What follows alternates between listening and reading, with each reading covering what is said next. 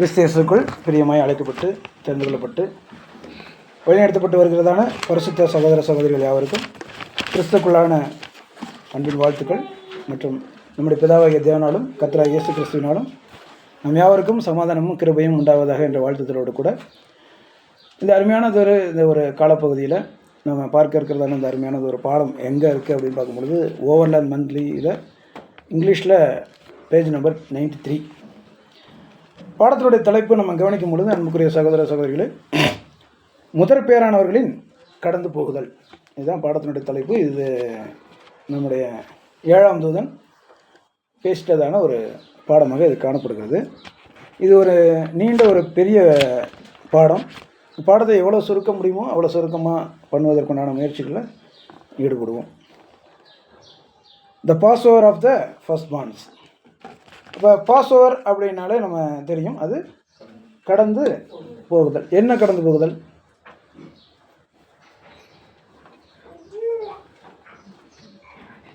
Pass over கடந்து போகுதல். என்ன கடந்து போகுதல்?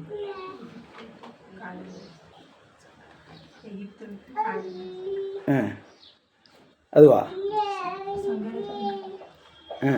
ஓரளவு வந்துட்டீங்க. சங்காரத்தை தான். ஓகே. அப்போ என்ன கடந்து போகுதல்ங்க?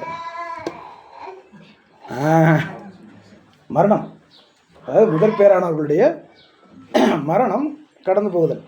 அங்கே மரணம் சம்பவிக்காமல் அந்த இடத்துல என்ன நடக்குது? கடந்து போகுதல். இதுதான் முதற் பேரானவர்களையும் கடந்து போகுதல். பாடமே முடிஞ்சு போச்சு, அவ்வளோதான் இது. அப்போ என்ன அப்படின்னு பார்க்கும்பொழுது, முதற் பேரானவர்கள் யார் அதை நம்ம பார்க்கணும். கடந்து போகுதல் அப்படின்னா என்ன? இதில் நம்ம நிழல் பொருளாக நிழலில் என்ன நடந்துருச்சு, அது எப்படி வந்துட்டு நம்ம நிஜத்துக்கு பொருத்துவோம் என்பதை குறித்ததான பாடமாக இது காணப்படுகிறது அன்புக்குரிய சகோதர சகோதரிகளை. அப்படி கவனிக்கும் பொழுது நம்ம ஆஸ் யூஷுவல் நமக்கு எல்லாருக்கும் தெரிந்த பகுதிகள் தான். யாத்திராகமம் 12ஆம் அதிகாரம் வசனம் 12 மற்றும் 13, 21, 22, 23 இந்த வசனங்களை வாசிக்க கேட்கலாம் ஆதார வசனங்களாக. இந்த வசனங்களை சகோதரர் கொடுக்கல.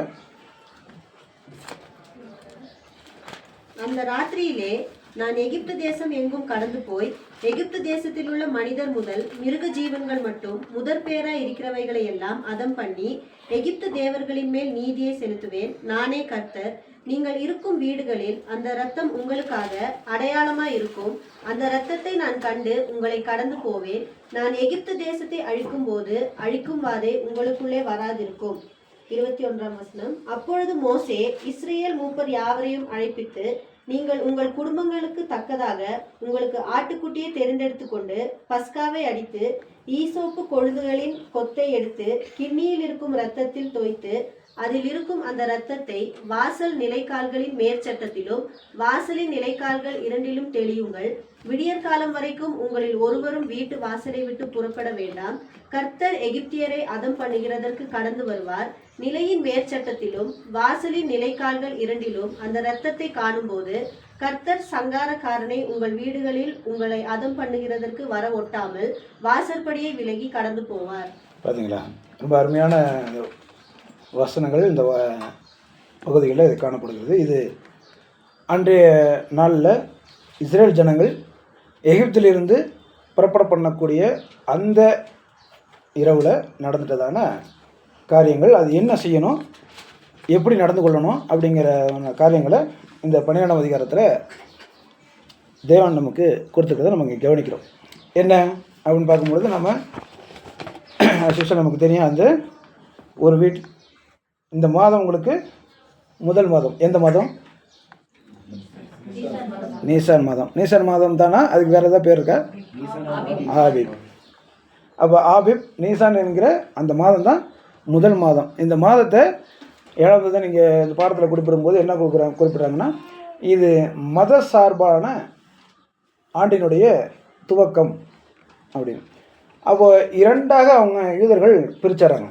அவங்களுடைய ஆண்டு ஒரு வருடத்தை இரண்டாக பிரிச்சுட்டு, ஒன்று மத சார்பான ஒரு ஆண்டு, இன்னொன்று மத சார்பற்ற ஆண்டு.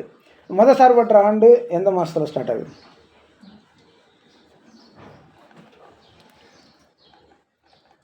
ஏழாம் மாதம் இல்லையா? இது முதல் மாதம். 6 மாதம் கழித்து 7வது மாதம், 7வது மாதத்தில் என்ன நடக்குது? இங்கே பஸ்கா. 7வது மாதத்தில் பாவ பலி. அப்போ பஸ்கா ஒரு பண்டிகையாகவும் பாவ பலி ஒரு பண்டிகையாகவும் காணப்படுகிறது. இதில் மதச்சார்பான ஆண்டினுடைய துவக்கம் பஸ்காவுடைய துவக்கம். அது வந்துட்டு நீசர் மாதம் 14ஆம் தேதி அப்படிங்கிறத நம்ம கவனிக்கிறோம். நீசர் மாதங்கிறத கவனிக்கிறோம். அப்போது நீங்கள் இஸ்ரேல் சபையார் யாவரையும் நோக்கி இந்த மாதம் 10ஆம் தேதியில் வீட்டு தலைவர்கள் ஒரு ஆட்டுக்குட்டியை தெரிந்து கொள்ளணும். அந்த ஆட்டுக்குட்டி எப்படி இருக்கணும்? பழுது இல்லாமல் இருக்கணும். ஃபஸ்ட்டு பழுதற்றதாக இருக்கணும். 1 வயசு உள்ளதாக இருக்கணும். அப்புறம் இலக்கத்திற்கு தக்கதாக அதை அவங்க தெரிந்து கொள்ளணும். ஒருவேளை அந்த வீட்டில் இருக்கிறவர்கள் அந்த இலக்கத்திற்கு தக்கதாக இல்லை அப்படின்னா பக்கத்தில் இருக்கக்கூடிய வீட்டில் இருக்கிறவர்களையும் சேர்த்து கொண்டு அதை வந்துட்டு புசிக்கணும். அதை இரவுக்குள்ளார புசித்து முடிக்கணும். அதில் எதையும் மீதி வைக்கக்கூடாது.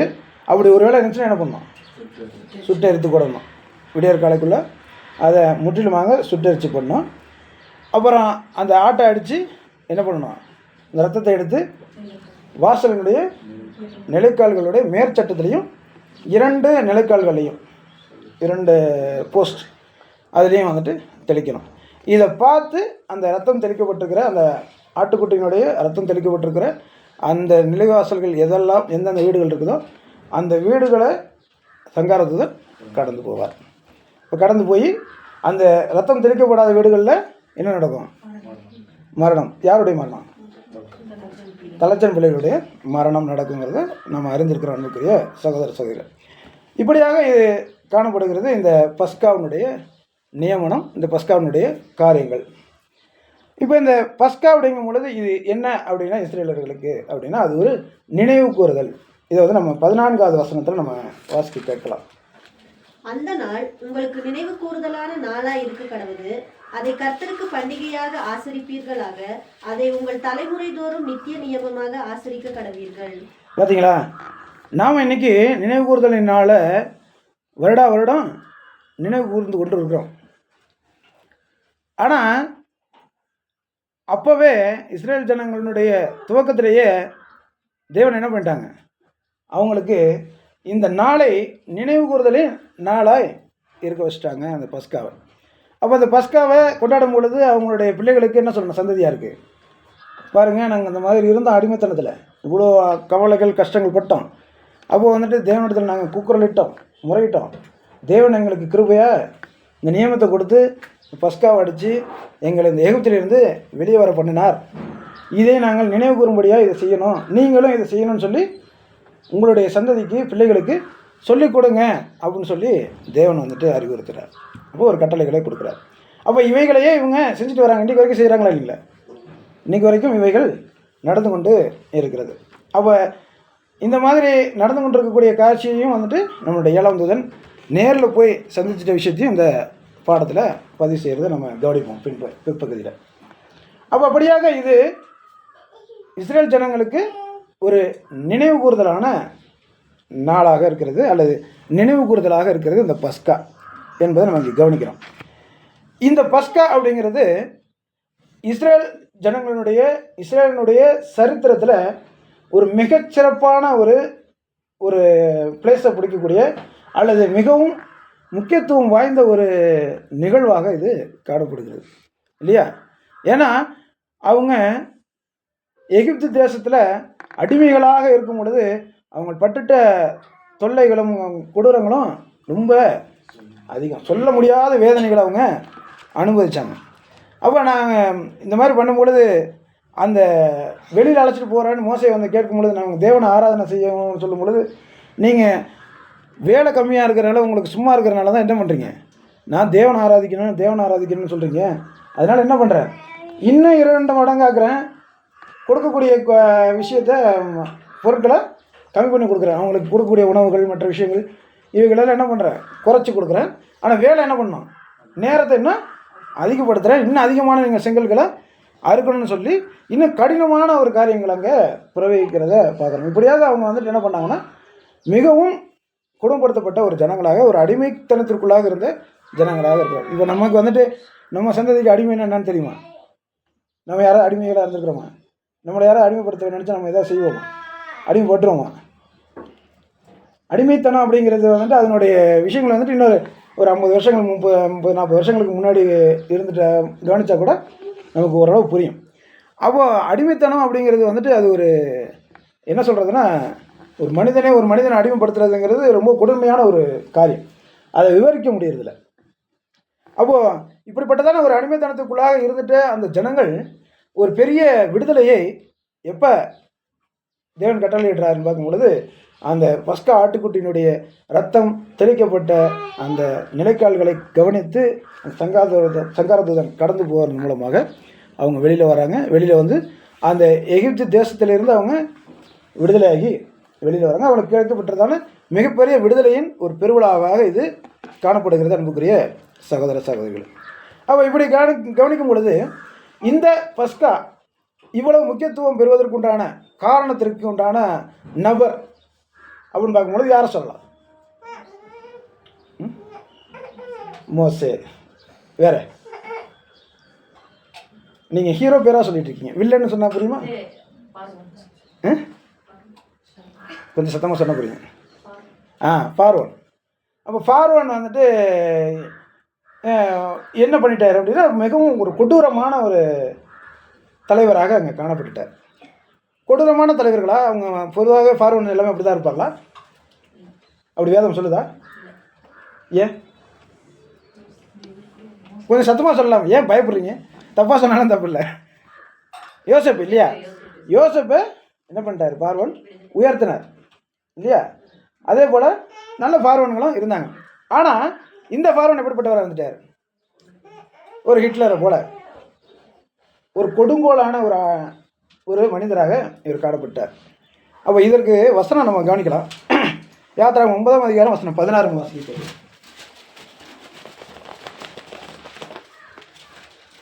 என்னுடைய வல்லமையை உன்னிடத்தில் காண்பிக்கும்படியாகவும் என் நாமம் பூமி எங்கும் பிரஸ்தாபமாகும்படியாகவும் உன்னை நிலைநிறுத்தினேன். பாருங்க,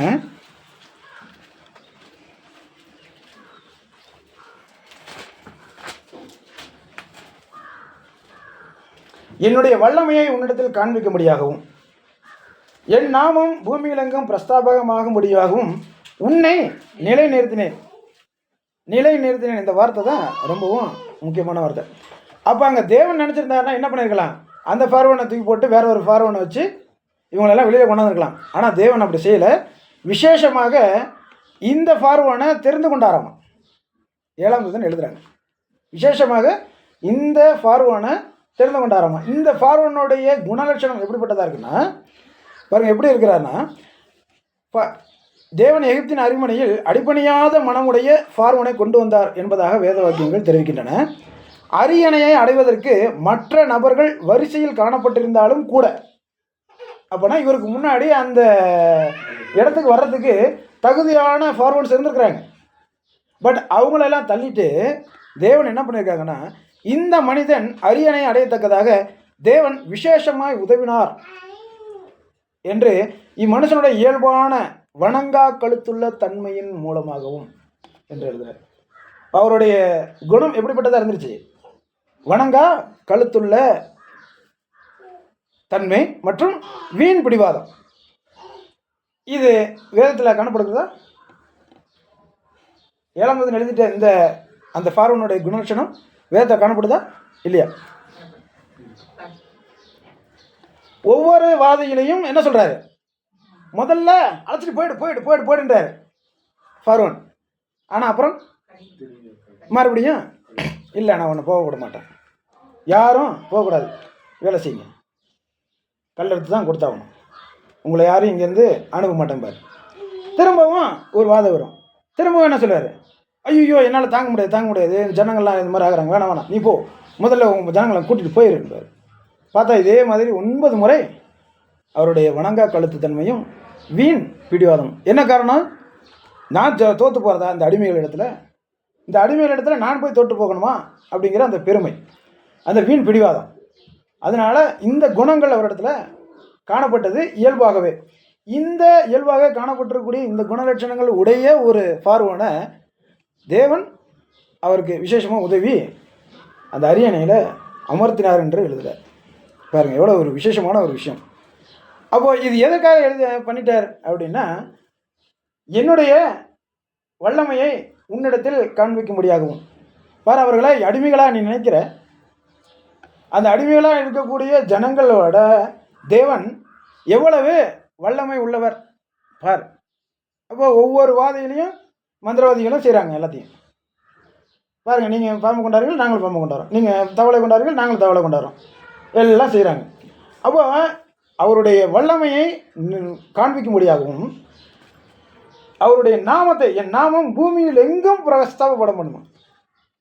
அப்போ இந்த அவருடைய நாமம் பூமியில் எங்கும் பிரஸ்தாபப்படணும்னா அது எவ்வளோ ஒரு பெரிய வல்லமையான ஒரு காரியமாக காணப்படணும் என்பதற்காக இவர்கள், இந்த குறைந்த ஒரு அறிவுள்ள ஜனங்கள் அவருடைய வல்லமையை புரிந்து கொள்வதற்காக என்ன பண்ணிட்டாராமா, இந்த மாதிரி இந்த பார்வனை விசேஷமாக இந்த அரியணையில் வச்சிருக்கிறார் அப்படிங்கிறத இங்கே 7ஆம் தூதன் குறிப்பிடுறதை நம்ம இங்கே கவனிக்கிற அன்புக்குரிய சகோதர சகோதரிகளை. அப்போ தெய்வீக வல்லமையானது வெளிப்படுத்தக்கதாக மனுஷன் அரியணை அடைவதற்கு தேவன் அவருக்கு விசேஷமாய் உதவினார் என்று நாம் கவனிக்கிறோம்.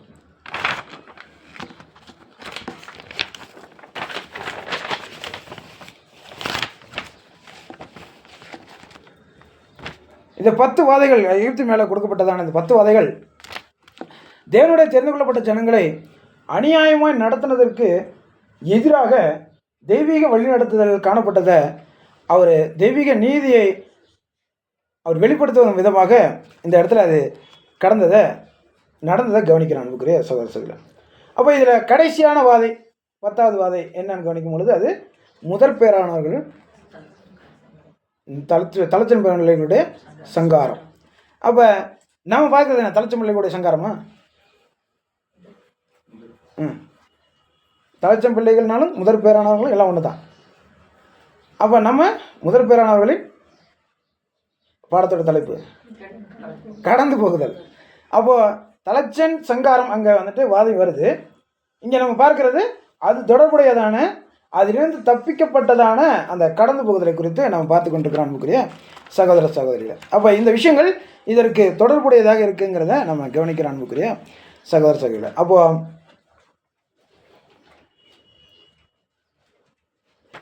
எகிப்தில் இருக்கக்கூடிய தெரிந்து கொள்ளப்பட்ட ஜனங்கள் வித்தியாசப்படுத்தி காண்பிக்கப்படணுங்கிறதுக்காக இந்த பஸ்கா நியமம் இவர்களுக்கு விசேஷமாக கொடுக்கப்பட்டது. அப்போ பஸ்கா நியமம் இந்த மாம்சீக இஸ்ரவேலர்களுடைய அவர்களை எகிப்து தேசத்திலிருந்து, எகிப்தியர்களிடத்திலிருந்து, மற்ற புறஜாதியர்களிடத்திலிருந்து இவர்களை வித்தியாசப்படுத்தி காட்டுவதற்காக இது செய்யப்பட்டது அப்படின்னு குறிப்பிட்டாங்க. அப்போ என்ன வித்தியாசப்படுத்தி காட்டப்பட்டது அப்படின்னு பார்க்கும்பொழுது பஸ்கா ஆட்டுக்குட்டி அடிக்கப்பட்டது. அந்த பஸ்கா ஆட்டுக்குட்டி என்ன ரொம்ப விசேஷமானது, அதில் எந்த விதமான பழுதும் இல்லை. அது 1 வயது உள்ள ஆணாக இருக்கக்கூடியதான ஆண் ஆட்டுக்குட்டியாக இருக்கிறது. அது இப்படியாக இந்த விசேஷமான இந்த நியமனம் யார் கொடுக்கப்பட்டதுன்னா இஸ்ரேல் ஜனங்களுக்கு எகிப்தியர்களிடத்திலிருந்து அவங்களை வித்தியாசப்படுத்தி காட்டுவதற்காக கொடுக்கப்பட்ட ஒரு விசேஷமான ஒரு ஏற்பாடாக இது காணப்படுகிறது அன்புக்குரிய சகோதர சகோதரர். அப்போ இந்த விஷயங்களை நம்ம பார்த்துட்டோம். இப்போ அடுத்து நம்ம கவனிக்கும் பொழுது இதில் சங்காரத்துடன் கடந்து போனார் அப்படிங்கிறத நம்ம இங்கே கவனிக்கணும். அப்போ மோசையின் மூலமாக கர்த்தர் முன்னுரைத்தவர்கள் போலவே அந்த விளைவுகள் எல்லாம் நடந்ததை நம்ம இங்கே கவனிக்கிறோம். என்ன நடந்துருச்சு?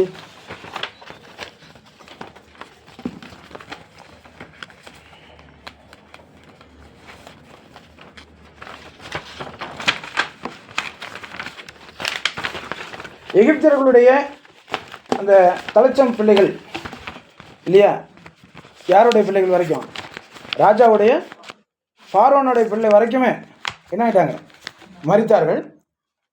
அவங்க மட்டும்தானா அப்படின்னா அந்த மிருக ஜீவன்களில் இருக்கக்கூடிய முதல் பேர் கொண்டு எல்லாமே அழிந்ததை நம்ம அங்கே கவனிக்கிறோம், மரித்ததை நம்ம கவனிக்கிறோம். அப்போது அந்த இடத்துல இஸ்ரேல் ஜனங்களுடைய இந்த நிலைக்கால்களுடைய நிலச்சட்டத்திற்குள்ளாக இருந்துட்டதான அந்த இஸ்ரேல் ஜனங்கள் மாத்திரமே தப்புவிக்கப்பட்டார்கள். அவங்க கடந்து போகப்பட்டார்கள். எதிலிருந்து? மரணத்திலிருந்து என்பதை நம்ம இங்கே கவனிக்கிறோம் அன்புக்குரிய சகோதர சகோதரர். குறிப்பிடத்தக்கதான இந்த அற்புதமானது தெய்வீக கட்டளையின் பேரில் நினைவு கூறப்பட்டது மற்றும் ஒவ்வொரு வருடமும் இது ஆசரிக்கப்படக்கூடிய ஒரு முக்கியமான நியமமாக, இது நித்திய நியமமாக இது காணப்படுகிறது அன்புக்குரிய சகோதர சகோதரிகளை. அப்போ இவைகளை காணும் பொழுது இந்த விஷயங்கள் ஒவ்வொரு வீட்லேயும் 10ஆம் தேதி அன்று ஒரு ஆட்டுக்குட்டி தேர்ந்தெடுக்கப்பட்டு அவங்க இருக்கக்கூடிய அந்த குடியிருப்பில் இருக்கக்கூடிய எல்லா புளிப்புகளும் அகற்றப்படும். அப்போ ஒவ்வொரு வீட்லேயும் இருக்கக்கூடிய மூளை முடுக்கெல்லாம் அவங்க என்ன பண்ணுவாங்க, தேடி அவைகள் எல்லாவற்றையும் அகற்றி விடுவாங்கங்கிறத நம்ம கவனிக்கிறோம். அப்போ இந்த முதல் நாளும் இந்த 8 நாட்கள் கொண்டாடப்படுகிறது. முதல் நாளிலிருந்து இதில் 8ஆம் நாளும் பிரதான நாட்களாக இருக்கிறது. முதலாம் நாளும் 8ஆம் நாளும் ஒரு பிரதான நாட்களாக இருக்கிறது. முதல் நாள் என்னது, என்ன பண்டிகை?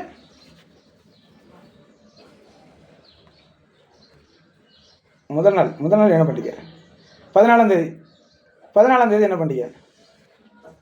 பஸ்கா பண்டிகை. 15ஆம் தேதி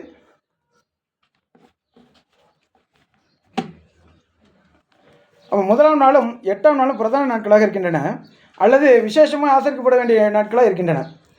சமீபத்தில் நாங்கள் எருசலேமுக்கு சென்றபோது பஸ்காவானது பழமையான யூத முறைமையாக மாத்திரம் காணப்படாமல் அந்த தேர்ந்தெடுக்கப்பட்ட ஜனங்களுடைய ஒரு மிகுந்த சந்தோஷமான ஒரு பண்டிகையாக அது காணப்பட்டது.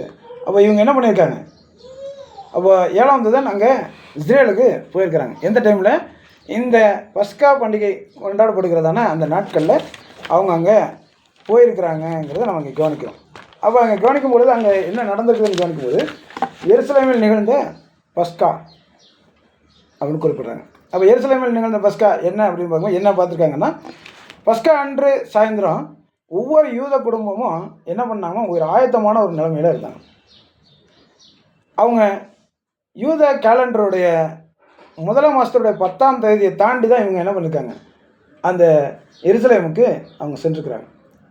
அப்போ எருசலேமுக்கு அவங்க போகும்பொழுது அங்கே என்னென்ன பார்த்தாங்க, என்னென்ன நடந்ததுங்கிறது குறித்ததான ஒரு விஷயத்தை இங்கே குறிப்பிட்றாங்க. அப்போ 7ஆம் தான் நேரடியாக தன்னுடைய கண்களினால் அவங்க பார்த்துட்டு அந்த விஷயங்களை இந்த ஓவர்லாண்ட் மந்த்லியில் பதிவு பண்ணுறாங்க. என்ன அவங்க பார்த்துட்டாங்கன்னு பார்க்கும்பொழுது, அவங்க 10ஆம் தேதி தாண்டி அவங்க போயிட்டதுனால அவங்க ஆட்டுக்குட்டியை எப்படி செலக்ட் பண்ணாங்கங்கிறத அவங்களால பார்க்க முடியலையாங்க. அவங்களால என்ன அதை செய்ய முடியலன்னா அதை அங்கே பார்க்க முடியல.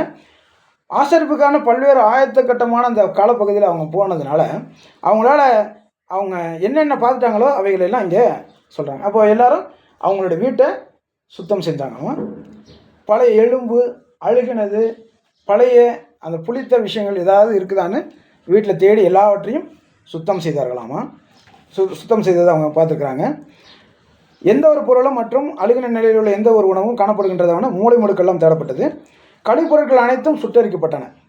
இவைகள் மாத்திரமில்லாமல் இப்படி செஞ்சதுக்கு பிறகு ஒரு பாரம்பரியமான ஒரு ஆச்சாரமான ஒரு முறையை அவங்க கடைபிடிக்கிறாங்களாம். என்ன அப்படின்னா, வீட்டு தலைவர் என்ன பண்ணுவாராமா, ஒரு மெழுகுவர்த்தி வச்சுட்டு வீடு பூரா போய் தேடுவாராமா. அவர் பின்னாடியே அந்த வீட்டில் இருக்கக்கூடிய அந்த ஜனங்கள் என்ன பண்ணுறாங்களோ அவர் கூடவே பின்னாடியே போய் அவங்களும் தேடுறாங்க. இப்படிப்பட்டதான ஒரு நிகழ்வு, ஒரு ஆச்சாரமான ஒரு முறைமையும் செய்யப்படும். வீட்டின் தலைவர் எரியும் மெழுகுவர்த்தியுடன் வீட்டார் பின்தொடர்ந்து வர முழு வீட்டையும் சோதனை எடுக்கின்றார் என்று இங்கே குறிப்பிட்றாங்க. அப்போ ஆட்டுக்குட்டி அடிக்கப்படுறது மற்றும் சுடப்படக்கூடிய விஷயம் கூட ஒரு விதமான முறையில் செய்யப்படுகிறது என்று இங்கே குறிப்பிட்றாங்க. அப்போ ஆட்டுக்குட்டியினுடைய சரீரத்தில் இப்போ என்ன பண்ணுறாங்கன்னா, இந்த ஆட்டுக்குட்டியை சுடணும் இல்லையா, இந்த ஆட்டுக்குட்டியை சுடுறதுக்கு என்ன பண்ணுவாங்க, எப்படி சுடுவாங்க, 2 கட்டை இந்த பக்கமும் அந்த பக்கமும் கவட்டை மாதிரி வச்சுருவாங்க. அப்போ நடுவில் ஒரு கம்பு இருக்கணும். அப்போ இவங்க எப்படி செய்கிறாங்க அப்படின்னு பார்க்கும்பொழுது, இந்த ஆட்டினுடைய வாய் வழியாக வந்துட்டு என்ன பண்ணுறாங்கன்னா, நீல வாக்கில் ஒரு கம்பு சொருகிறாங்க. ஆட்டில் நீல வாக்கில்னு போட்டிருக்காங்க. நம்ம வாய் வழியாக தான் அது பண்ணியிருப்பாங்கன்னு நம்ம விசுவாசிக்கிறோம். அப்போ நீளமாக ஒரு கம்பும் குறுக்கு வாக்கில் ஒரு கம்பும் போடுறாங்களாம். போட்டு அந்த ஆட்டை வந்துட்டு என்ன பண்ணுறாங்களாமா, நெருப்பில் தகனிக்கிறாங்க. இப்போ நான் சொல்கிறது ஏதாவது புரியுதா உங்களுக்கு? நீளமாக ஒரு கம்பு போடுறாங்க, குறுக்கில் ஒரு கம்பு போடுறாங்க. கிராஸ் சிம்பிள் அங்கே வந்துட்டு அந்த ஆட்டுக்குட்டியின் மீது அவர்களை அறியாமலே செய்யப்படுகிறது தான். சிலுவையை விசுவாசிக்கிறாங்களா இவங்க? இல்லை. இஸ்ரேல் ஜனங்கள் சிலுவையை விசுவாசிக்கிறது இல்லை. ஆனால் அங்கே அவர்கள் அறியாமலேயே ஆட்டுக்குட்டி சிலுவையில் அடிக்கப்பட்டது அப்படிங்கிறத அவங்க ப்ரொக்ளைம் பண்ணுறது போல் அவங்க அந்த விஷயத்தை பண்ணுறாங்களாம். ஒரு நீள வாக்கில் ஒரு கம்பும் குறுக்கு வாக்கில் ஒரு கம்பும் போட்டு அந்த ஆட்டை தகனிக்கிறார்கள். அப்போ இது அவர்களை அறியாமலேயே என்ன பண்ணுறாங்களாமா, இப்படி பண்ணுறாங்க அப்படின்னு சொல்லி இங்கே குறிப்பிட்டு ரொம்ப ஸ்லாகித்து எழுதியிருக்கிறாங்க. அப்போ இப்படியாக திட்டமிடாமலேயே சிலுவையின் கருத்தானது கொடுக்கப்படுகின்றது. தெரிந்து கொள்ளப்பட்ட ஜனங்களின் மனங்களிலும் தங்களது ஆட்டுக்குட்டியானது சிலுவையில் அறையப்பட்டதான இயேசுவையே குறிக்கின்றதாகவே இருக்கின்றது என்று எழுதுகிறார். அப்போ நமக்கு தெரியும், நம்ம இரட்சகருடைய வெளியேறப்பட்ட அந்த ஈடுபலியை விசுவாசித்து அவருடைய மரணத்தின் மூலமாகவும் அவருடைய உயிர்த்தெழுதலின் மூலமாக நம்ம கிடைக்கப்பட்டதான அந்த மீட்பை குறித்து நம்ம அறிந்திருக்கிறோம், விசுவாசிக்கிறோம். ஆனால் இதை பற்றி நாலேஜும் கிடையாது. சொன்னாலும் இவர்கள் பைத்தியக்காரர்கள் என்று சொல்லக்கூடியதான அந்த இஸ்ரேல் ஜனங்கள், தாங்கள் மாத்திரமே தேவனுடைய பிள்ளைகள் என்று இன்றளவும் விசுவாசித்து கொண்டிருக்கக்கூடிய ஜனங்கள், அவங்கள அறியாமலே இந்த ஒரு விஷயத்த அவங்க பண்ணுறாங்கம்மா. இதை கவனிக்கும் பொழுது எனக்கு மிகவும் ஆச்சரியமான ஒரு விஷயமாக காணப்பட்டது அதுக்குள்ளே சகோதர சகோதரி. அப்போ இவங்க என்ன பண்ணுறாங்கன்னா, அடுத்தது அந்த குடும்ப அங்கத்தினர்கள் இந்த ஆட்டுக்குட்டியை வச்சுட்டு என்ன பண்ணுறாங்க, சுற்றி உட்காந்துக்கிறாங்க. உட்காந்துட்டு எல்லாருமே வந்துட்டு இந்த ஃபோக்ஸ், முள் கரண்டி ஸ்பூனு இதை வச்சுட்டு அந்த உணவை வந்துட்டு அந்த மாம்சத்தை புசிக்கக்கூடிய அந்த காரியங்களை அவங்க இறங்குறாங்க. அப்போ பயன்படுத்தினாலும் ஜனங்களில் சிலர் ஆதி காலத்தினுடைய பழங்களுக்கு படியாக இருந்து தங்கள் விரல்களாயே அதை பயன்படுத்துகின்றனர் என்று எழுதுகிறார். அப்போ அந்த ஸ்பூன்ஸு அந்த இதெல்லாம் அவங்க யூஸ் பண்ணாமல் அவங்க என்ன பண்ணுறாங்கன்னா, அந்த விரல்களாலேயே அதை வந்துட்டு எளிமையான முறையில் அதை உண்ணுகிறத சாப்பிட்றத நம்ம கவனிக்கிறோம், புசிக்கிறத. சில நவீன கால மெல்லிய முருகலான புளிப்பில்லாத அப்பங்களை பயன்படுத்துகின்றனர். மேட்ஸோ அப்படின்னு நீங்கள் குறிப்பிட்றாரு. அது என்னங்கிறது தெரியல. அப்போ என்னென்னா, இப்போ இருக்கக்கூடிய நம்ம யூஸ் பண்ணுறதுக்கு நம்ம அப்பம் இந்த மாதிரி யூஸ் பண்ணுறோம் இல்லையா, அந்த மாதிரி இருக்கிறதுல ஏதாவது ரொட்டி இந்த மாதிரி வந்துட்டு பிஸ்கட்டோட சில நேரங்களில் பிரதர் வந்துட்டு ஆலோசனை கொடுப்பாங்க.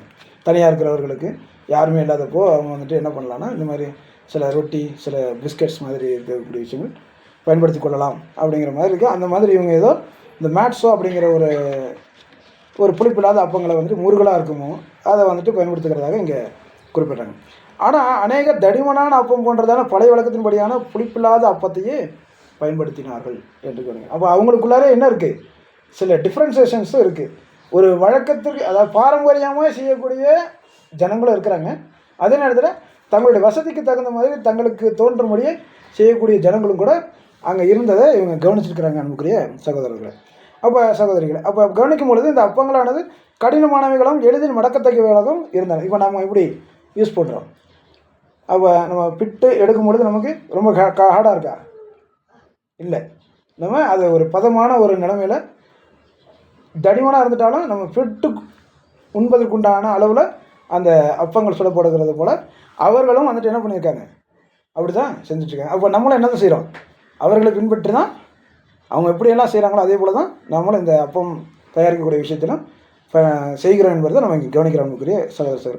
அப்போ ஈஸியாக அதை மடக்கி அதை சாப்பிட்றதுக்கு உண்டான விஷயங்கள் அங்கே காணப்படுகிறது என்று கவனிக்கிறோம். அப்போ சில சமயங்களில் விசேஷத்த சுவைக்காக அவைகள் ரசங்களில் தோய்த்து உட்கொள்ளப்படுகின்றன.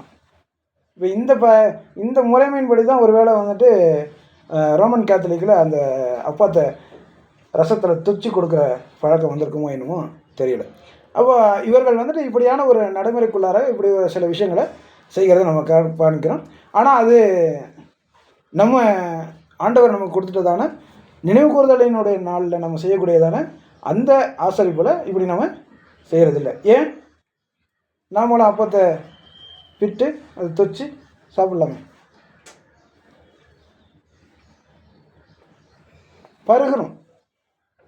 தொச்சு சாப்பிட்றதுக்கும் பருகிறதுக்கும் வித்தியாசம் இருக்குது. பருகும் பொழுது என்ன பண்ணுறோம், ஆண்டவர் என்ன பண்ணிட்டார், அடிமண்டி வரைக்கும் உறிஞ்சி குடிச்சிட்டார். நம்ம அடிமண்டி வரைக்கும் உறிஞ்சி குடிக்க மாட்டோம்.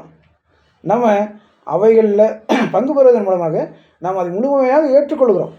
இது தொச்சு சாப்பிடும்போது அது எப்படி இருக்கும், ஒரு சடங்காச்சாரமாக அது காணப்படும் அன்புக்குரிய சகோதரர்கள். இப்படியாக சிலர் அங்கே சாப்பிட்டதை அந்த மாதிரி நடந்து கொண்டதை 7ஆம் தூதன் கவனிச்சிருக்கிறாங்க. அவைகளை இங்கே பதிவு பண்ணியிருக்கிறத நம்ம இங்கே கவனிக்கிற அன்புக்குரிய சகோதர சகோதரிகள். அப்போ அது கரண்டி போல் பயன்படுத்தப்பட்டு உண்ணப்படுகின்றது. மற்றும் சில சமயங்களில் விசேஷ தேவைக்காக துவைத்து உட்கொள்ளப்படுகின்றன. முதல் பஸ்கா நிகழ்வின் போது இஸ்ரேலர்கள் தங்கள் வஸ்திரங்களை தரித்தவர்களாகவும் வாக்களிக்கப்பட்ட தேசத்திற்கு உடனடியாக புறப்படும் வண்ணம் ஆயத்துடன் காணப்பட்டவர்களும் இருந்தது போல இதை நினைவூட்டும் வண்ணமாக புசித்தல் விஷயங்கள் அனுசரிக்கப்படுகின்றன. அப்போ அதே மாதிரி அவங்களும் அந்த ட்ரெஸ்ஸஸ் போட்டுட்டு அதே விஷயங்களை நினைவு கூறத்தக்கதாக அவங்க எப்படி ஆயத்தமாக அவங்க புறப்பட்டு வேகமாக போனாங்களோ அது மாதிரி தடி பிடிச்சிட்டு அவங்க வேகமாக சாப்பிட்டாங்களோ அதையே இவங்களும் செய்திருக்கிறாங்க. இதை அவங்க கவனிச்சுக்கிறாங்க அன்புக்குரிய சகோதரர்களே. அப்போ ஒவ்வொரு குடும்பத்திலும் மோசையால் கட்டளையிட்டது போல குடும்பத்தலைவரான குடும்பத்தாருக்கு அர்த்தத்தினையும் யூத ஜாதியினுடைய ஆரம்ப தொடர்பிலான அதன் துவக்கத்தையும் விவரிக்கின்றார். இந்த ஆட்டுக்குட்டியினை புசித்தலானது பிரமாணத்தின்படி 1ஆம் மாதத்தினுடைய 14ஆம் தேதிக்கு உரியதாகும். 14ஆம் தேதி அன்று பின்வரும் 15ஆம் தேதி அன்று பார்வோன் மற்றும் செங்கடல் வல்லமையிலிருந்து மாபெரும் விடுதலை நிமித்தமான சந்தோஷத்தின் பண்டிகை ஆரம்பமாகின்றது. அது புளிப்பில்லாத அப்போ பண்டிகை. அப்போ அந்த 8 நாட்கள் அளவும் எருசலேமில் தங்கக்கூடிய ஸ்லாக்கியம் எங்களுக்கு கிடைக்கவில்லை. ஆனால் பண்டிகையினுடைய முதலாம் மகா நாளின் பரிசுத்த நகரமானது அதனுடைய உச்சபட்சமான மகிழ்ச்சியினால் நிறைந்திருந்தது. அப்போ ஜேன்னு இருந்திருக்கும். ஃபுல்லாக எங்கே பார்த்தாலும் ஒரே கூட்டம். ஏன்னா எல்லாருமே எங்கே தான் வருவாங்க? எல்லா யூதர்களும் எல்லா இஸ்ரேலர்களும் எங்கே தான் வருவாங்கன்னா இஸ்ரேலுக்கு தான் வருவாங்க. எருசலேம் தான் மகாநகரம், அதுதான் வந்துட்டு மெயின். அப்போ எல்லாருமே எருசலேமுக்கு தான் வந்திருப்பாங்க. அப்போ எருசலேமில் மிகவும் ஆர்ப்பாட்டமான ஒரு உச்சபட்சமான மகிழ்ச்சி நிறைந்த ஒரு பகுதியாக அது காணப்பட்டிருக்கிறது. அதை அவங்க கவனிச்சிருக்கிறாங்க அன்புக்குரிய சகோதர சகோதரிகளை. அப்போ அங்கே காணப்பட்டதான ஜனத்தொகையில் பெரும்பான்மையாக காணப்பட்ட அந்த யூதர்களுக்கு மட்டும் இந்த நாள் ஒரு மகிழ்ச்சியான நாளாக இல்லை. நம்ம நினச்சிடக்கூடாது அவங்க யூதர்கள் மட்டும்தான் இதை என்ன பண்ணிட்டாங்க ரொம்ப விசேஷமாக கொண்டாடிட்டாங்க அப்படின்னு பார்க்காதீங்க.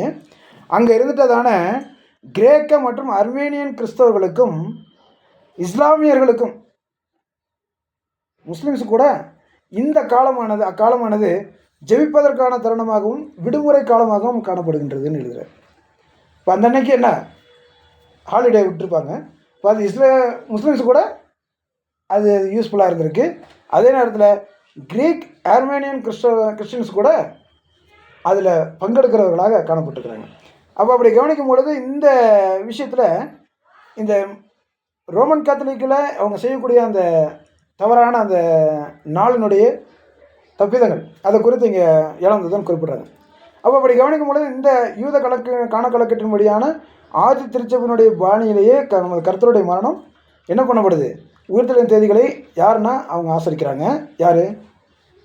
அந்த கிரீக் மற்றும் ஆர்மேனியன் கிறிஸ்டியன்ஸ். அவங்க சேம் இதே மாதிரி தான் அந்த பர்டிகுலர் டேவை அவங்க ஆசரிக்கிறாங்க. யூத கணக்கீட்டின்படி ஆதி திருச்சபையின் பாணியிலிருந்து பல நூற்றாண்டுகளுக்கு முன்பாகவே ரோம கத்தோலிக்க சபை கூட என்ன பண்ணிடுச்சு?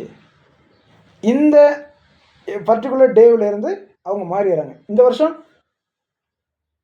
குட் ஃப்ரைடேவும் நினைவு கூறுதல் ஒரே நாள் வருதா? எவ்வளோ நாள் வித்தியாசம் தெரியுமா? ஒரு வாரம். சரியாக ஒரு வாரம். நாம் இந்த புதன்கிழமை பண்ணோம்னா அவங்க அடுத்த வெள்ளிக்கிழமை அவங்க ஆசரிக்கிறாங்க. நம்ம 11 நம்ம எக்ஸாக்டாக பண்ணுறோம். 12ஆம் தேதி தான் அவங்களுடைய கணக்கு வரணும். அவங்க எத்தனாம் தேதி பண்ணுறாங்கன்னா 18ஆம் தேதி அவங்க இது பண்ணுறாங்க. அடுத்தது 20ஆம் தேதியா? 18க்கு அப்புறம் 20ஆம் தேதி வந்துட்டு அவங்க ஈஸ்டர் கொண்டாடுறாங்க. அப்போ உயிர்த்தெழுதல் நாளை அவங்க கொண்டாடுறாங்க. அப்போ வரக்கூடிய அந்த வாரத்தினுடைய அந்த பர்டிகுலர் டேவில் இல்லாமல் அந்த வெள்ளிக்கிழமைனா வெள்ளிக்கிழமை அந்த கணக்காகவும் ஞாயிற்றுக்கிழமையே வந்துட்டு உயிர்த்தெழுதல் நாளாகவும் அவங்க கடைப்பிடிக்கிறாங்க. அந்த மாதிரி அந்த ஒரு வாரத்தில் வந்துட்டால் கூட பரவாயில்ல. இங்கே இவங்க போயிருந்த காலத்தில் என்ன நடந்திருக்கு அப்படின்னா 1 மாத டிஃப்ரென்ஸ் வந்திருக்கு. நமக்கு அந்த மாதிரி 1 மாத டிஃப்ரென்ஸ் வந்திருக்கு ஏற்கனவே. அப்போ 1 மாத டிஃப்ரென்ஸில் அவங்க என்ன பண்ணிட்டாங்களாமா பண்ணியிருக்கிறாங்க.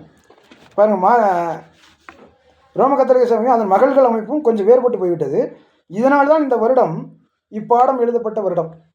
ரோம கத்தோலிக்கன் எபிஸ்கோப்பலியன் லூத்தரன் சபைகள் புனித வெள்ளியையும் ஈஸ்டர் ஞாயிறையும் மார்ச் 25 மற்றும் 27ஆம் தேதிகளில் கொண்டாடினார்கள். ஆனால் நாங்கள் எருசலேமில் பார்த்ததான ஆசரிப்பு 1 மாதம் தாண்டி, அதாவது ஏப்ரல் 22 மற்றும் 24 தேதிகளில் ஆசரிக்கப்பட்டன என்று இங்கே குறிப்பிட்டாங்க. அப்போ மார்ச் 25 மற்றும் 27 அங்கே வந்துட்டு ஈஸ்டர் மற்றும் குட் ஃப்ரைடே மற்றும் ஈஸ்டர் பண்ணியிருக்காங்க. ஆனால் எருசலேமில் இந்த கிரீக், அர்மேனியன் மற்றும் இந்த கிறிஸ்டின்ஸ் என்ன பண்ணியிருக்கிறாங்கன்னா, இந்த ஏப்ரல் 22 அதாவது ஒரு மாத வித்தியாசத்தில் யூத கால கணக்கெட்டின்படி, யூத காலண்டரில், ஜூஸ் காலண்டரில் வரக்கூடிய அந்த கால கணக்கெட்டின்படி சரியான வரிகளை அவங்க செய்திருக்கிறத நாங்கள் இங்கே கவனிக்கிறோம். இதை இங்கே கொடுக்குறாங்க. ஆகையால் கிரேக்க மற்றும் அர்மேனியன் கிறிஸ்தவர்கள் புனித வெள்ளியையும் ஈஸ்டர் ஞாயிறையும் கொண்டாடினதையும் நாங்கள் காண முடிந்தது அப்படின்னு இங்கே கொடுக்குறாங்க. அப்போ இதுக்குண்டான அர்த்தம் மற்றும் விளக்கங்களை நம்ம கவனிக்கும் பொழுது 35 நூற்றாண்டுகள் காலமாக தேவனுடைய தெரிந்து கொள்ளப்பட்ட ஜனங்கள் அந்த தெய்வீக கட்டளைக்கு கீழ்ப்படிந்தவர்களாக பஸ்கா நினைவு கூறுதலை ஆசரித்து கொண்டு வந்ததை கவனிக்கிறோம். அப்போ இதனுடைய உண்மையான அர்த்தமும் இதனுடைய உண்மையான விளக்கமும் என்னன்னு கவனிக்கும் பொழுது, அன்புக்குரிய சகோதரர்களே, இந்த பஸ்கா ஆட்டுக்குட்டி யாருக்கு அடையாளமாக இருக்குது? நம்முடைய கர்த்தராகிய இயேசுக்கு அடையாளமாக இருக்குது. எப்படி இது அடையாளமாக இருக்குன்னு எக்ஸாக்டாக நம்ம சொல்லிட முடியுமா? பஸ்கா ஆட்டுக்குட்டியே கர்த்தராகிய இயேசுக்கு எக்ஸாக்டாக நம்ம சொல்லிட முடியுமா? சந்தேகமே இல்லாமல் நம்ம சொல்லிடலாம்.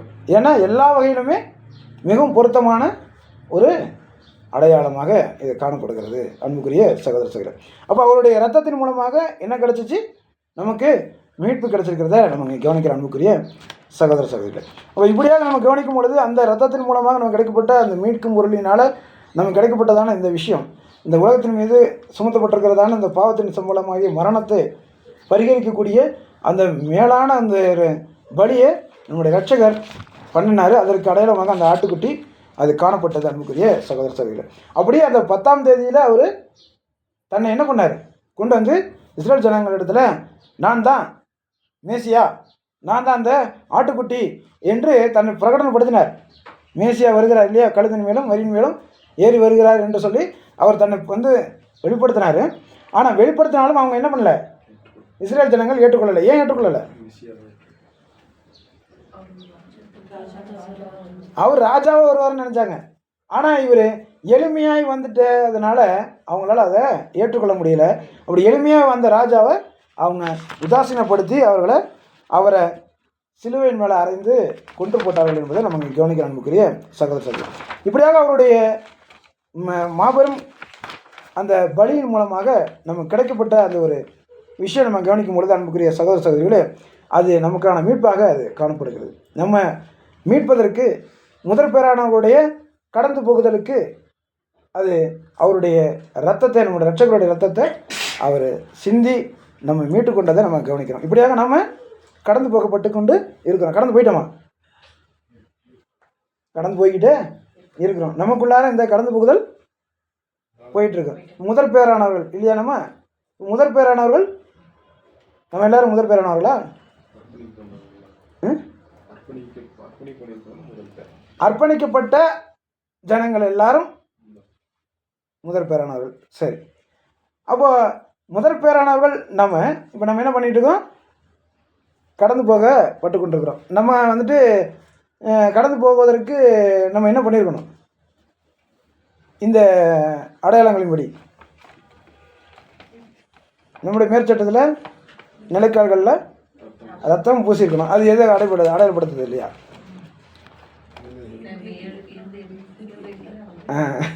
அப்போது அவருடைய ரத்தத்தை விசுவாசிக்கிறதையும் அதை நம்ம இருதயத்தில் எழுதியிருக்கிறதையும் நம்ம அதை பிரகடனப்படுத்தினதன் மூலமாக நாம் அந்த கடந்து போகுதலுக்குள்ளார நம்ம வந்திருக்கிறோம். அப்போ முதற்பேரானவங்களுடைய கடந்து போகுதல் அப்படிங்கும் பொழுது நிழலில் அவர்கள் கடந்து போகப்பட்டார்கள். அப்போ நிழலில் முதற்பேரானவர்கள் மட்டும் கடந்து போகப்பட்டார்களா? நிழலில் முதற்பேரானவர்கள் மட்டும் கடந்து போகப்பட்டார்களா? அப்போ அந்த குடும்பத்தில் இருக்கக்கூடிய அந்த நிலைக்கால் சட்டத்துக்குள்ளார யாரெல்லாம் இருந்துட்டாங்களோ அவர்கள் எல்லாருமே கடந்து போயிட்டாங்க. ஆனால் ஆபத்து யாருக்கு தான்? முதற் பேரானவர்கள் தான். அப்போ ஃபர்ஸ்ட் பார்ன்ஸ் மட்டும்தான் ரொம்ப ஸ்பெஷலி.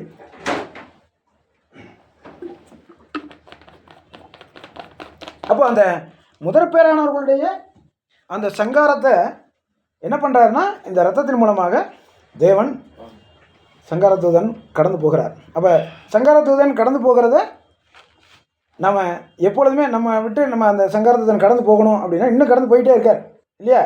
அந்த கடந்து போகிறது நடந்துக்கிட்டே இருக்குது. அப்போ இந்த போஸ்ட்டில் வந்துட்டு ஒரு வேளை ரத்தம் இல்லைன்னா சங்கரிக்கப்படுவோம் இல்லையா? மரணம் அது எதை குறிக்குது? நமக்கு செகண்டு இல்லையா? இரண்டாம் மரணம். அப்போ நம்ம முதல் மரணத்திலிருந்து என்ன ஆகிட்டோம்? கடந்து வந்துட்டோம், போயிட்டுருக்குறோம். நம்முடைய ரட்சகருடைய ரத்தத்தின் மூலமாக மீட்கப்பட்டுட்டோம். ஒருவேளை அவருடைய ரத்தத்தை சாதாரணமாக எண்ணிட்டோன்னா, ஒரு தரம் பிரகாசிக்கப்பட்டு பரம ஈவை ருசி பார்த்து மறுதளிச்சிட்டோன்னா, அப்போ புதுப்பிக்கிறது கூடாத காரியமாகி அது என்ன ஆகிடும்? செகண்டத்துக்குள்ளாக நம்ம கொண்டு போயிடும். அப்போ இந்த கடந்து போகுதல் என்னும் பொழுது, இந்த கடந்து போகுதலில் இது ஒரு ப்ராசஸ். நமக்கு அவங்களுக்கு ஒரு நாள், இந்த ஒரு நாள் நமக்கு ஒரு யுகம் பூரா, சுவிசேஷ யுகம் பூரா. மெய்த்திருச்சபைக்கு சுவிசேஷ யுகம் பூரா இந்த இரவில், இந்த சுவிசேஷ யுகமாகி இந்த இரவில் முழுவதுமாக மெய்த்திருச்சபை கடந்து போகுது. அதில் நம்மளுடைய வாழ்நாட்கள் தனிப்பட்ட முறையில் ஒவ்வொருவருக்கும் கவனிக்கும் பொழுது, நம்முடைய வாழ்க்கையில் நடக்கக்கூடிய ஒவ்வொரு சம்பவங்களையும் ஒவ்வொரு நிகழ்வுகளையும் நம்மை நம்ம சுத்திகரித்து கொண்டு நம்மளை பாதுகாத்து நம்மளை ஸ்டடி பண்ணால் ஒழிய இந்த கடந்து போகுதலை நம்ம என்ன பண்ண முடியாது, மீண்டு வர முடியாது. எங்கேயாவது ஒரு பக்கம் நம்ம வழுக்கி விழுந்தாலும் அல்லது நம்ம தெய்வீக கிருபாசன தண்டைக்குள்ளார போய் நம்மளுடைய பாவமன்னிப்புக்கு உண்டான மீட்பை ரட்சிப்பை நம்ம பெற்றுக்கொள்ளலைனாலோ என்ன ஆகிடும்? கரைகள் டாட்ஸ் நிறையாகி அது அழிக்க முடியாமல் அது துவைக்கும் போது என்னாகும்? கிழிஞ்சு போய் அது நம்ம அழிவுக்குள்ளார கொண்டு போயிடும். அப்போ இந்த கடந்து போகுதல் என்பது மிகவும் ஒரு முக்கியமான ஒரு காரியம். யாருக்குன்னா மாம்சீக சிறைகளுக்காக காணப்பட்டது. அதை காட்டிலும் இன்னைக்கு நமக்கு மிகவும் ஒரு முக்கியமான ஒரு காரியமாக இது காணப்படுகிறத நம்ம இங்கே கவனிக்கிற அன்புக்குரிய சகோதரர்கள். அப்போ இந்த பஸ்கா ஆட்டுக்குட்டி புசிக்கப்பட்ட அந்த இரவில் இஸ்ரேல் ஜனங்கள் அனைவரும் அபாயத்தில் இல்லாமல் அந்த தெரிந்து கொள்ளப்பட்ட ஜனங்களில் முதற் பேரானவர்கள் மாத்திரமே அவங்க கடந்து போகப்பட்டாங்க.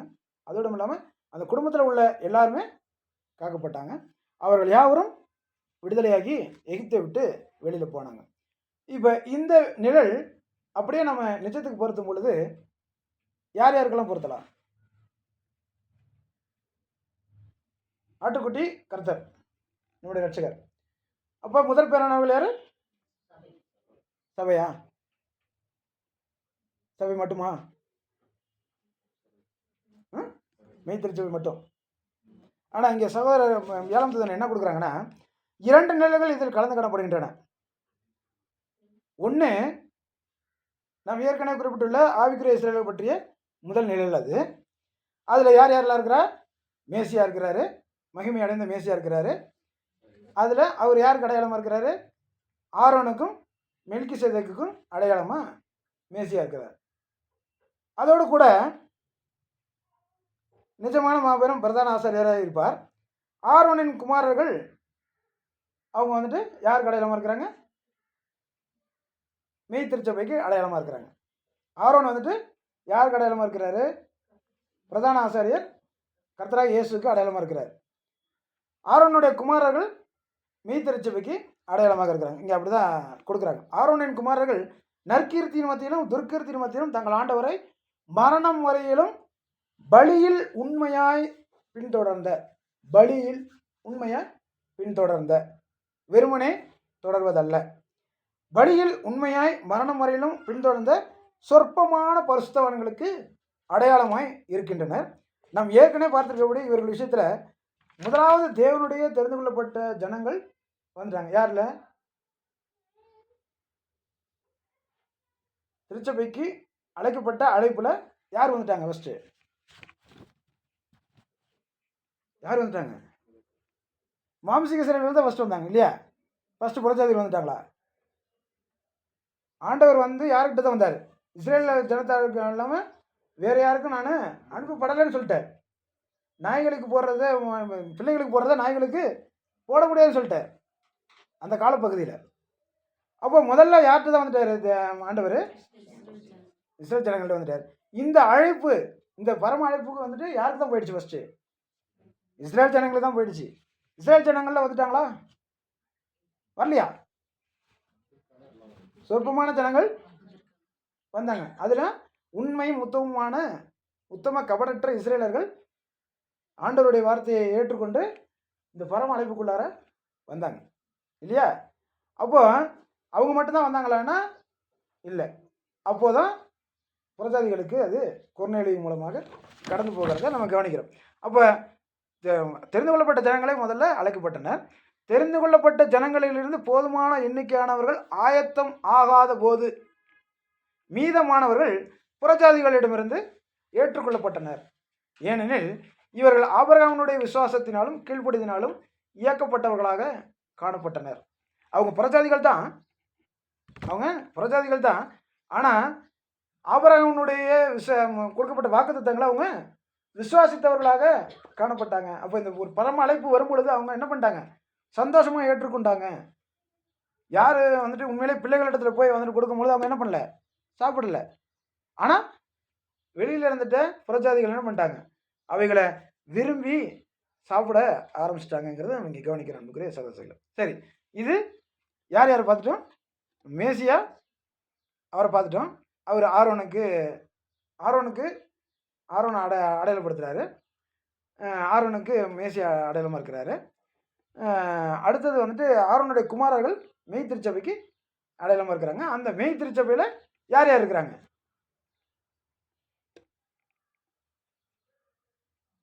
அழைக்கப்பட்ட அந்த அழைப்பில் மெய் திருச்சபை விட்டுருங்க. அழைக்கப்பட்ட அழைப்பில் யாரெல்லாம் இருக்காங்க? இஸ்ரேல் ஜனங்களும் இருக்கிறாங்க, மாம்ச இஸ்ரேல் இருக்காங்க, புறஜாதிகளும் இருக்காங்க. சரியா? இப்போ அடுத்த பாயிண்ட்டு, செகண்ட் ஒன்று என்ன சொல்கிறாருன்னா, இன்னுமாக உண்மையுள்ள ஆனால் குறைவான வைராக்கியம் கொண்டிருக்கும். இது யார்? அப்போ முதற் பலன்கள் 2 பேரையுமே தான் அடையாளப்படுத்துகிறாங்க. முதற் பலன்கள் போது நம்ம என்ன தான் நினச்சிட்டு இருக்கோம்? மெய் திருச்சபை மட்டும்தான் முதற் பலன்கள் என்று நம்ம பொதுவாக எண்ணிக்கொண்டிருக்கிறோம். ஆனால் இங்கே என்ன குறிப்பிட்றாங்கன்னா, இன்னுமாக உண்மையுள்ள ஆனால் குறைவான வைராக்கியம் கொண்டிருக்கும் இயேசுனுடைய பின்னடியார்களாகிய ஒரு வகுப்பார் இருக்கின்றனர். இவர்கள் நற்கிரியைகள் செய்திருக்கின்றனர். ஆனால் நேர்த்தியாய் பலி செலுத்தும் ஆவியில் கொஞ்சம் குறைபட்டு போனவர்களாக காணப்படுகின்றனர். லேவியர்களுக்கு ஒத்திருக்கும் இவர்களும். லேவியர்கள்னா யார் அடையாளப்படுத்துவாங்க?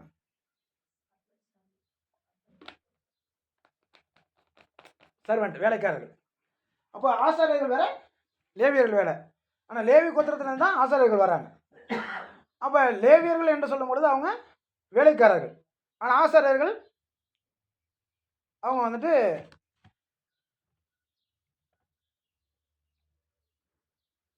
அந்த பரிசுத்த ஸ்தலத்தில் வேலை செய்யக்கூடிய ஜனங்கள். பரிசுத்த ஸ்தலத்துக்குள்ளார ஆசாரியர்கள் மாத்திரம்தான் போக முடியும். பிரகாரத்தில் தான் இவங்க வேலை செய்ய முடியும். இந்த பிரகாரத்தில், இந்த கோர்ட்டில் மட்டும்தான் லேவியர்கள் வேலை செய்ய முடியும். வெளியில் இருக்கக்கூடிய அந்த உதவியை செய்யக்கூடிய வேலைகள். மற்றபடி பலி செலுத்தக்கூடிய உண்டான வேஷங்கள் எல்லாமே இங்கே அவங்க ஆசாரியர்கள் மட்டும்தான் பண்ணுவாங்க. அப்போ இந்த ஒரு வகுப்பார் இருக்கின்றனர். இவர்கள் நற்கிரியைகள் செய்திருக்கின்றனர். ஆனால் நேர்த்தியாய் பலி செலுத்தும் ஆவியில் கொஞ்சம் குறைபட்டு போனவர்களாக காணப்படுகின்றனர். லேவியர்களுக்கு ஒத்திருக்கும் இவர்களும் யூதர்கள் மற்றும் புறஜாதிகளிடமிருந்து அழைக்கப்பட்டவர்களாய் இருக்கின்றனர். அவங்க கூட யார்கிட்ட இருந்தாலும் வந்துட்டாங்க? திரள் கூட்டம் வந்துட்டு தனியாக புறஜாதிகிட்ட வந்துட்டாங்களான்னா இல்லை. அவங்களும் இதே போல் ஒரே அழைப்பு தான் இல்லையா? இப்போ திரள் கூட்டத்துக்கென்று ஒரு தனி அழைப்பு இல்லை. இங்கே வந்து இவர்கள் குறைபடுவதனால இந்த ஒரு செப்பரேஷன் ஆகிறாங்களே ஒழிய அவர்களுக்கென்று ஒரு அழைப்போ இல்லை. அழைக்கப்பட்ட நிலைமையில் அப்போ அந்த உண்மைத்தன்மையில் அவங்க வந்துட்டு என்ன பண்ணிடுறாங்க? கொஞ்சம் விலகிறாங்க. கொஞ்சம்னா குறைபடுறாங்க. ஒருவேளை உண்மைத்தன்மையிலேருந்து விலகி போனால் அவங்க என்ன பண்ண முடியாது? மகிமைக்குள்ளாரெல்லாம் போக முடியாது. வானத்து நட்சத்திரங்களுடைய லிஸ்ட்டில் அவங்களால நிச்சயமாக போக முடியாது. உண்மைத்தன்மை இருக்குது, ஆனால் செய்கிறதுல கொஞ்சம் சோர்வு, செய்கிறதுல கொஞ்சம் சின்ன சின்ன அலட்சியங்கள். இதுதான் அதனுடைய காரணங்களாக காணப்படுது ஒழிய மற்றபடி பரிசுத்தத்திலையோ அல்லது பலி செலுத்துகிற விஷயங்களையோ அல்லது மற்ற எல்லா காரியங்களிலேயோ என்ன பண்ண முடியாது. அவங்க குறைபடுறதில்ல. ஒரு ஒரு ஒரு ஒரு ஓரளவு குறைபடுறாங்க. அதனால தான் இந்த திரள் கூட்டத்தினுடைய நிலைமைக்கு அவங்க போகிறாங்க. மற்றபடி அவர்களும் அழைக்கப்பட்ட அழைப்பில் எப்படிப்பட்டவர்கள் தான் ஒரே அழைப்புக்கு அழைக்கப்பட்டவர்கள் தான் அப்படிங்கிறத நம்ம இங்கே கவனிக்கிறோம். அப்போ இதை குறிச்சிட்டு இதை முடிச்சுட்டு சொல்கிறாங்க, ஆசாரியர்கள் மற்றும் லேவியர்களால் அடையாளப்படுத்தப்படுகின்றதான இந்த 2 வகுப்பினரும் ஒன்றாக பரலோகத்தில் பேரெழுதியிருக்கிற முதற் பேரானவர்களின் சர்வசங்கமாகிய சபையில் அடங்குகின்றனர். பாருங்க, ஆசாரியர்கள் மற்றும் லேவியர்களால் அடையாளப்படுத்தப்பட்டிருக்கிறதான இந்த 2 வகுப்பினரும் யாரு? முதற் பேரானவர்கள். இந்த முதற் பேரானவர்களால் அடையாளப்படுத்தப்படக்கூடியதான திருச்சபையும் திரள் கூட்டத்தாரும் இந்த 2 வகுப்பினரும் ஒன்றாக பரலோகத்தில் பேரெழுதியிருக்கிற முதற் பேரானவர்களின் சர்வசங்கமாகிய சபையில் அடங்குகின்றனர் என்று எழுதுறாங்க. அப்போ யாக்கோபு 1:18 நம்ம வாசித்து கேட்கலாம்.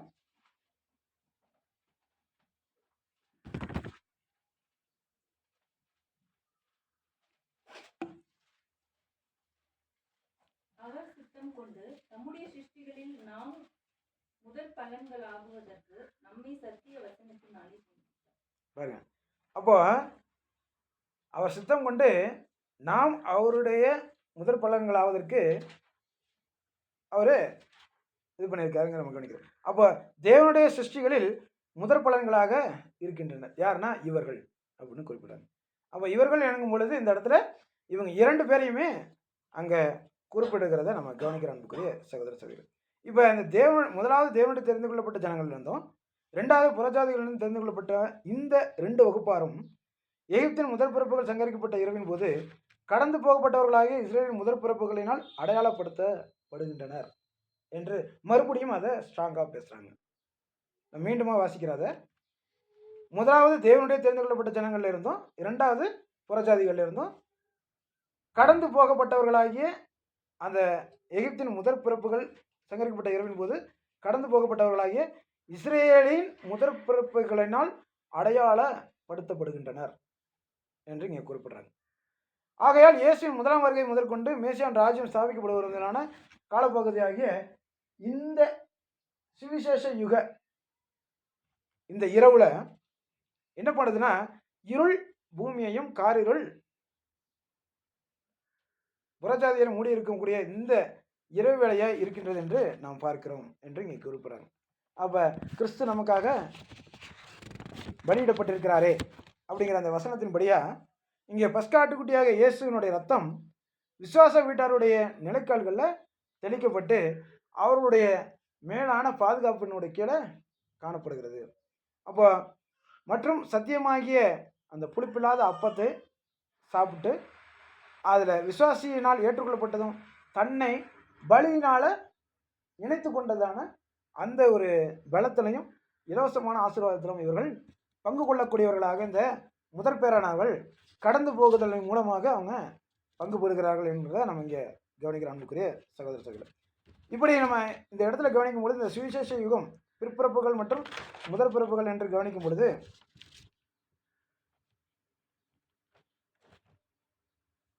இந்த சுவிசேஷ யுகமாக இருவில் தெய்வாதீனமாக மரணத்திலிருந்து ஜீவனுக்குள் வந்ததான, அதாவது கடந்து போகப்பட்டார்களாக முதற் பிறப்புகள் மாத்திரமே ரட்சிக்கப்படுவாங்கன்னு நீங்கள் என்ன பண்ணிடாதீங்க, நினச்சிடாதீங்க. அப்படி இல்லை. அதோடும் இல்லாமல் இந்த வீட்டில் இருந்துட்டதான அந்த மொத்த இஸ்ரேலர்கள் முதற் பேரானவர்கள் யாருக்கு அடையாளமாக இருக்கிறாங்க? மேய்த்திருச்சபை மற்றும் திரள் கூட்டம், இவங்க அடையாளமாக இருக்கிறாங்க. மற்றும் அவங்களுடைய குடும்பத்தார் மற்றும் இஸ்ரேல் ஜனங்கள், மொத்த இஸ்ரேல் ஜனங்கள் எல்லாருமே யாருக்கு அடையாளமாக இருக்கிறாங்க?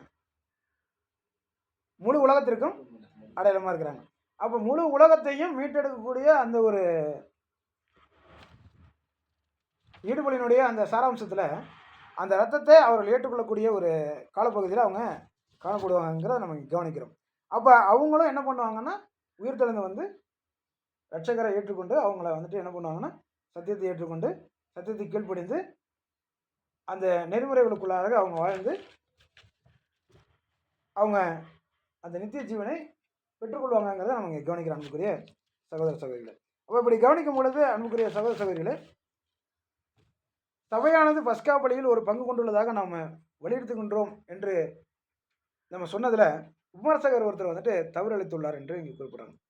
அப்போ சபை வந்துட்டு பஸ்கா பலியில் பங்கு இருக்கா? இல்லை. அப்போது பஸ்கா ஆட்டுக்குட்டிக்கான நிஜம் யார் அப்படின்னா நம்முடைய ரட்சகர். நம்முடைய ரட்சகருடைய பலியில் நமக்கு ஏதாவது பங்கு இருக்குதானா? நிச்சயமாக இல்லை. அவருடைய பலியில் நமக்கு பங்கு இருக்கா? அவரு அது அது வந்துட்டு என்னன்னா ரொம்ப டீப்பாக சொல்லணும் அப்படின்னா நம்ம அது பாவ நிவாரண பலியில் தான் வரும். பாவ நிவாரண பலியில் தான் வந்துட்டு ரட்சகருடைய பலியில் நமக்கு உண்டான ஒரு சின்ன பார்ட் நமக்கு அதில் கிடைக்கும். ஆனால் பஸ்காவில் இந்த ஆட்டுக்குட்டியில் நம்ம ஆட்டுக்குட்டியா? நம்ம ஆட்டுக்குட்டி இல்லை. அந்த ஆட்டுக்குட்டி பழுதற்றது, 1 வயது உள்ளது, ஆண். அப்போ அதை கவனிக்கும் பொழுது என்னென்னு பார்க்கும்போது அதுதான் செம்மறி ஆடுகளிலோ அல்லது வெள்ளாடுகளிலோ அதை தெரிந்து கொள்ளலாம். ஆனால் அது நம்முடைய ரட்சகரை முழுக்க முழுக்க அவர் மாத்திரமே அடையாளப்படுத்தக்கூடிய ஒரு அடையாளம் அது ஆட்டுக்குட்டி. அப்போ அந்த பழுதற்றது அப்படிங்கும்போது நம்ம பழுதற்றவர்களாக இருக்கிறோமா? இல்லை. நம்முடைய ரட்சகருடைய புண்ணியத்தை நம்ம ஏற்றுக்கொண்டு நமதாக்கி கொண்டோம். அதனால இப்போ நம்ம பழுதற்றவர்கள் இல்லையா? ஆமாம் இல்லையா? இல்லை, முயற்சி கொண்டு பண்ணிக்கிட்டு இருக்கிறோம். ரொம்ப சரியாக சொல்லிட்டீங்க. அப்போது அவருடைய இரத்தத்தை நம்ம விசுவாசத்தை ஏற்றுக்கொண்டதுனால நம்ம நீதிமானாக எண்ணப்படுகிறோம். இன்னும் நீதிமானாக ஆக்கப்படலை. நீதிமானாக ஆக்கப்படுறது உண்மையிலேயே நிஜமான நீதிமானாக்கப்படுதல் இப்போ தான் கிடைக்கும். நம்மளுடைய மரணத்தில் நாம் உண்மையிலேயே உண்மைத்தன்மையை நிரூபித்து காட்டணும்னா கிடைக்கும். இப்போ இது ஒரு டெம்பரரிலி நம்ம கொடுக்கப்பட்டிருக்கிறதான ஒரு விசேஷமான ஏற்பாடாக இது காணப்படுகிறது. அப்போது இங்கே நம்ம கவனிக்கும் பொழுது பஸ்கா பலியில் நமக்கு ஒரு பங்கு இருக்குது அப்படின்னு நம்ம வந்துட்டு சொல்லியிருக்கிறோம் அப்படின்னு வந்துட்டு 7ஆம் அதிகாரம் சொல்லியிருக்கிறாங்க. அந்த விஷயத்தில் சிலர் வந்துட்டு என்ன பண்ணிட்டாங்கன்னா அதை தவறாக புரிந்து கொண்டிருக்கிறாங்க. எப்படின்னு பார்க்கும் பொழுது இங்கே நிஜம் நமது கர்த்தர் மாத்திரமே ஆவார். பஸ்கா ஆட்டுக்குட்டிக்கான நிஜம் நமது கர்த்தர் மாத்திரமே ஆவார் என்றே நாம் வலியுறுத்துகின்றோம். இது நம்முடைய பஸ்காவாகிய கிறிஸ்து நமக்காக பலியிடப்பட்டிருக்கிறாரே, ஆதலால் பண்டிகை ஆசரிக்க கடவோம் என்ற வார்த்தைகளுக்கு இசைவாய் இது காணப்படுகின்றது. பஸ்கா ஆட்டுக்குட்டியானது எலும்புகள் எதுவும் முறிக்கப்படாத நிலையில் சுடப்பட்டு ஆயத்தம் பண்ணப்பட வேண்டும். இது இப்படியாக நமது கர்த்தரை மாத்திரமே அடையாளப்படுத்துகின்றதே ஒழிய அவரது அங்கத்தினர்களை, சபையை அடையாளப்படுத்துகிறது இல்லை. ஆனால் இதோடு நின்றதில்லை, பஸ்கா பலியோடு நின்றதில்லை, இன்னொரு பலியும் இருக்கு. அது என்ன? பாவ நிவாரண பலி. அந்த பாவ நிவாரண பலியில் என்னென்னலாம் நடக்குது? காளை அடிக்கப்படும். அப்புறம் சத்தமாக தான் சொல்லாமே, ஆட்டுக்குட்டி கட்டி வச்சுருவாங்க. ஆட்டுக்குட்டியை கட்டி வச்சுட்டு அதில் எத்தனை ஆட்டுக்குட்டி? 3, 2 ஆட்டுக்குட்டிகள் இல்லையா? ஒன்று கர்த்தருடைய ஆடு, இன்னொன்று போக்காடு. அப்போ கர்த்தருடைய ஆடு அடிக்கப்படும், போக்காடு வனாந்திரத்தில் விடப்படும். அப்போ அதை கவனிக்கும் பொழுது அந்த கர்த்தருடைய ஆட்டை முதல்ல காளையை அடிப்பாங்க. காளையை அடிச்சுட்டு அதை கொண்டு போய் என்ன பண்ணுவார்? பிரதானாசாரியார் உள்ளே கொண்டு போய் மகாபரிசுத்த ஸ்தலத்துக்குள்ளே போய் ரத்தத்தை தெளிச்சுட்டு வருவார். தெளிச்சுட்டு திரும்பி வரணும். திரும்பி வந்து இங்கே ஆட்டுக்குட்டியை அடித்து ஆட்டுக்குட்டியை ரத்தத்தை எடுத்துகிட்டு போய் பண்ணணும். இங்கே தான் என்ன ஆகும்னா கர்த்தருடைய ரத்தத்தோட ஆட்டுக்குட்டினுடைய ரத்தம் மிக்ஸ் ஆகும். எப்படி? இங்கே கொண்டு போய் இது பண்ணிட்டு தெளிச்சுட்டு கொண்டாந்து கொட்டிடுவாங்க. அதில் கொஞ்சம் இருக்கிற அந்த ரத்தத்தில் அந்த பரிசுத்த ரத்தத்தில் இந்த ஆட்டுக்குட்டியினுடைய ரத்தம் ஊற்றப்பட்டு மறுபடியும் உள்ளே போய் 2ஆம் தரம் போய் பிரவேசித்து தெளிச்சுட்டு வருவார். அப்பொழுது தான் இந்த மிக்சிங் நடக்கும் பொழுது தான் அதில் அந்த பலியில் நமக்குண்டான பங்கு கிடைக்கும். அப்படி கிடைக்கும் பொழுது தான் நம்ம அவருடைய சரீர அங்கமாக நிஜமாக மாறுவோம். நிஜமாக நம்ம அவருடைய சரீரத்தில் அங்கமாக மாறினா தான் இது நடக்கும். இப்படி அவருடைய சரீரத்தில் நம்ம முழுமையாக அங்கமாக ஆகும் பொழுது தான் இந்த முழு உலகத்திற்கு உண்டான ரட்சிப்பு விடுதலையும் கிடைக்கும். அப்போ மோசே வெளியில் வந்து என்ன பண்ணுவார்? ரத்தத்தை ஜனங்கள் மேலே தெளிப்பார். அந்த ரத்தத்தை ஜனங்கள் மேலே தெளிக்கிறது எதை குறிக்குது? முழு ஜனங்களுடைய விடுதலையே குறிக்குது. அப்போ அவர்களுடைய ரட்சிப்பை அது குறிக்குது. அப்படி அவர் ரத்தத்தை தெளிக்கிறது எப்போ நடக்கும்? நிஜத்தில் அப்படின்னா சபையினுடைய நிறைவடைதல்ல கடைசி அங்கம் போய் இணைஞ்சு முடிந்த பிறகு தலையும் சரீரமுமாக இந்த விஷயத்த அது பண்ணுவாங்க. இப்போ இதில் சரீரம் சேர்ந்து இதில் செய்கிறதுக்கு அல்லது நாம் இணைஞ்சு இதில் செய்கிறதுக்கு நமக்கு ஏதாவது தகுதிகள் இருக்குதா? எந்த தகுதியும் இல்லை. இதை நம்முடைய ரட்சகர் மட்டுமே செய்ய முடியுமா? முடியும். ஏன்னா அவருடைய ஒரே பலியே போதுமானது. நம்மளுடைய பலிகள் அற்பமானவைகள், நம்மளுடைய பலிகள் ஏற்றுக்கொள்ளப்படத்தக்கதான பலிகள் இல்லை. ஆனால் தேவன் கிருபையா இந்த ஒரு மாபெரும் வாய்ப்பை, இந்த ஒரு ஸ்லாக்கியத்தை, இந்த கடந்து போகுதலை நமக்கு கிருபையா கொடுத்துருக்குறாங்க. இப்போ இந்த கொடுக்கப்பட்டிருக்கிறதான இந்த கடந்து போகுதலை நம்ம முறையாக சரியானபடி அனுசரித்து அதை நம்மளுடைய நிலைக்கால்களில் அந்த மேற்சட்டத்தில் நம்ம ரத்தத்தை தெளிக்கப்பட்டு அவருடைய பலியில் நமக்கு ஒரு பாட்டு கொடுக்கப்பட்டிருக்கிறத உணர்ந்து அந்த பலிகளில் நாம் முழுமையாக இணைந்து நாம் பரிசுத்தமும் தேவனுக்கு பிரியமான ஒரு ஆராதனையை செலுத்தக்கூடியவர்களாக நாம் இந்த கடந்து போகுதலில் முழுமையான ஒரு வெற்றியை காணத்தக்கதாக தேவன் தாமே நமக்கு கிருபை செய்வாராக. தேவன் தாமே இந்த வார்த்தைகளை வசனங்களை ஆசீர்வதித்து வழிநடத்துவாராக. ஆமென்.